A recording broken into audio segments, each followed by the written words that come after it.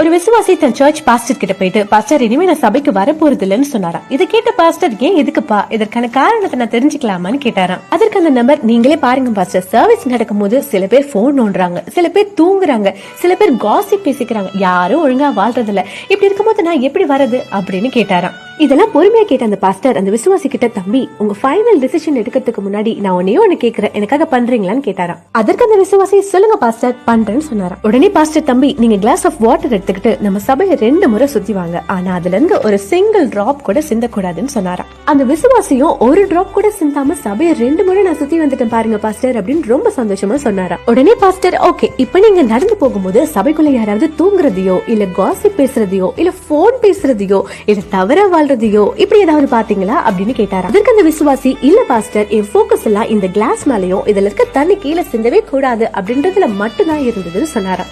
இதுல இருந்து அந்த பாஸ்டர் என்ன சொல்ல வராருன்னு உங்களுக்கே புரியும்னு நினைக்கிறேன். இப்ப நீங்க சொல்லுங்க, உங்க போக்கஸ் யார் மேல இருக்கு? மற்றவர்கள் பண்ற குறைகள் மேல இருக்கா இல்ல ஆண்டவர் மேல இருக்கா? நோய்களை குணமாக்குற ஹாஸ்பிட்டல்ல தானே நோயாளிங்க இருப்பாங்க, அப்படித்தான் எதுவும். சோ சபை குறை சொல்லாம ஆண்டவர் மேல உங்க போக்கஸ் வைங்க. ஆமென். Download ShareChat.